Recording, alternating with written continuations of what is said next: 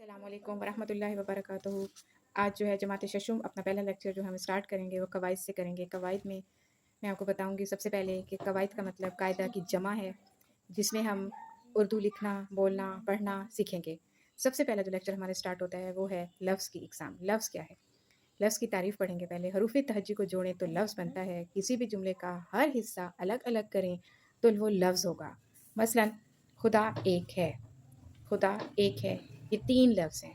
خدا ایک ہے، یہ 3 لفظ ہیں، اور ان الفاظ کو ملانے سے جملہ بنتا ہے۔ لفظ جو ہیں الف یہ کاف ایک، یہ ہے ایک لفظ۔ تو جملہ جو ہے وہ 3 الفاظ سے مل کر بنا ہے۔ لفظ کی تعریف کے بعد ہم پڑھیں گے لفظ کی اقسام کے بارے میں پڑھیں گے۔ لفظ کی 2 اقسام ہیں، کون سی؟ کلمہ اور محمل۔ کلمہ کسے کہتے ہیں؟ وہ لفظ جس کے کچھ نہ کچھ معنی ہوں یا بامعنی الفاظ کو کلمہ کہتے ہیں، جیسے روٹی، ووٹی، چائے، وائے وغیرہ۔ ان الفاظ میں روٹی اور چائے کلمہ ہیں۔ محمل وہ لفظ جس کے کچھ معنی نہ ہوں یا بے معنی الفاظ کو محمل کہتے ہیں، جو بات میں صرف وزن پیدا کرنے کے لیے بولے جاتے ہیں، جیسے بات چیت، پانی وانی وغیرہ۔ ان الفاظ میں چیت اور وانی محمل ہیں۔ اب ہم پڑھیں گے کلمہ کی اقسام۔ کلمہ کی کتنی اقسام ہیں؟ کلمہ جیسا کہ ہم نے پڑھا کہ بامعنی الفاظ کو کلمہ کہتے ہیں، تو کلمہ کی ہیں 3 اقسام: اسم، فعل، حرف۔ اسم کسی بھی شخص، جگہ یا چیز کے نام کو اسم کہتے ہیں، جیسے کہ علی، لاہور اور کتاب وغیرہ۔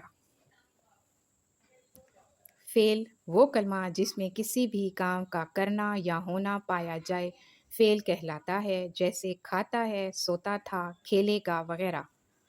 حرف وہ لفظ جو اسموں اور فعلوں کو آپس میں ملائیں حرف کہلاتے ہیں، جیسے درخت کے پتے، اسلم کا گھر وغیرہ۔ کا، کے، نے، میں، سے وغیرہ حرف ہیں۔ جملہ کسے کہتے ہیں؟ لفظوں کا وہ مجموعہ جس سے پورا مطلب سمجھ آ جائے۔ مختلف الفاظوں کو ملا کر جس سے مطلب سمجھ آ رہا ہو وہ جملہ کہلاتا ہے، جیسے کہ آؤ سیر کو چلیں، ہمیشہ سچ بولو وغیرہ۔ جملے کی 3 اقسام ہیں۔ اب ہم جملے کی اقسام کے بارے میں پڑھیں گے کہ ہم کس طرح کے جملے بولتے اور سنتے ہیں۔ جملے کی 3 اقسام ہیں: مثبت جملہ، منفی جملہ، سوالیہ جملہ۔ مثبت جملہ وہ جملہ جس میں کسی کام کا کرنا یا ہونا پایا جائے مثبت جملہ کہلاتا ہے، جیسے علی کھیل رہا ہے، نجمہ سو رہی ہے وغیرہ۔ اسی طرح ہم اب منفی جملہ کے بارے میں پڑھیں گے۔ وہ جملہ جس میں کسی کام سے انکار یا نفی پائی جائے، یعنی اس میں کوئی کام سے منع کیا جائے، جیسے کہ وہ اسکول نہیں آیا، وہاں مت جاؤ وغیرہ، یعنی انکار اور نفی میں بات آئی ہے۔ سوالیہ جملہ وہ ایسا جملہ جس میں کوئی سوال کیا جائے سوالیہ جملہ کہلاتا ہے، جس میں کوئی بات پوچھی جائے، جیسے تم کہاں گئے تھے، اسلم کیوں نہیں آیا، یہ کیا ہے وغیرہ۔ آج کا جو ہمارا دوسرا عنوان ہے وہ ہے اسم کی اقسام۔ اسم کیا ہے؟ کسی شخص، چیز یا جگہ کے نام کو اسم کہتے ہیں۔ معنی کے لحاظ سے اسم کی 2 اقسام ہیں: اسم معرفہ، اسم نکرہ۔ اسم معرفہ کیا ہے؟ اسم معرفہ ہے وہ اسم جو کسی خاص شخص، چیز یا جگہ کے نام کو ظاہر کرے، اسم معرفہ کہلاتا ہے، جیسے قائد اعظم، بہاولپور، قرآن مجید وغیرہ۔ اسم نکرہ کیا ہے؟ اسم نکرہ ہے وہ اسم جو کسی عام شخص، عام چیز یا عام جگہ کے نام کو ظاہر کرے، جیسے کہ لڑکا، کتاب، گھر وغیرہ۔ اسم معرفہ کی اقسام۔ اسم معرفہ کیا ہے؟ اسم معرفہ ہے وہ اسم جو کسی خاص شخص، چیز یا جگہ کے نام کو ظاہر کرے، اسم معرفہ کہلاتا ہے، جیسے کہ فاطمہ جناح ایک خاص نام ہے، لاہور ایک خاص شہر ہے، ضرب کلیم ایک خاص کتاب ہے۔ خاص شخص، خاص چیز اور خاص جگہ کو اسم معرفہ کہتے ہیں۔ اسم معرفہ کی 4 اقسام ہیں۔ اسم علم، اسم اشارہ، اسم ضمیر، اسم موصول۔ اب ہم ان اقسام کی مزید تفصیل پڑھیں گے۔ اسم علم ہے جی وہ اسم جو کسی بھی شخص، چیز یا جگہ کے خاص نام کو ظاہر کرے، اسم علم کہلاتا ہے، جیسے کہ علامہ اقبال، سر سید احمد خان، تاج محل۔ یہ جو خاص نام ہے وہ اسم علم ہے۔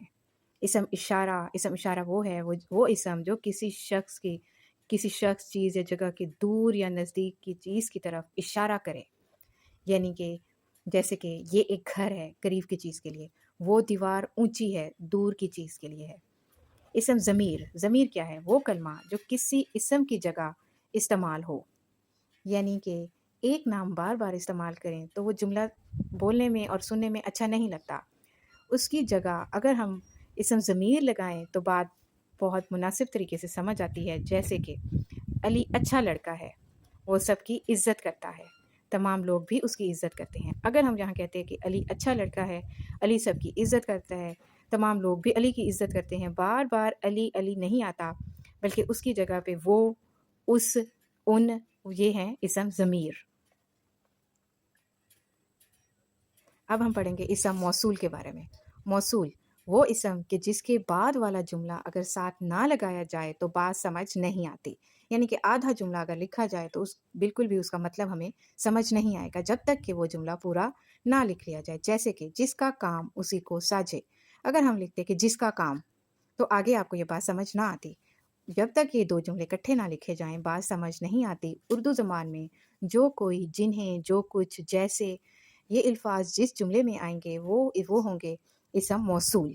यानी कि उनके बाद उस बात की तफ़सील बयान की गई होगी, जिसमें जो कोई, जिन्हें, जो कुछ, जैसे-जैसे अल्फ़ाज़ इस्तेमाल किए जाएँगे, वो होंगे इसम मौसूल।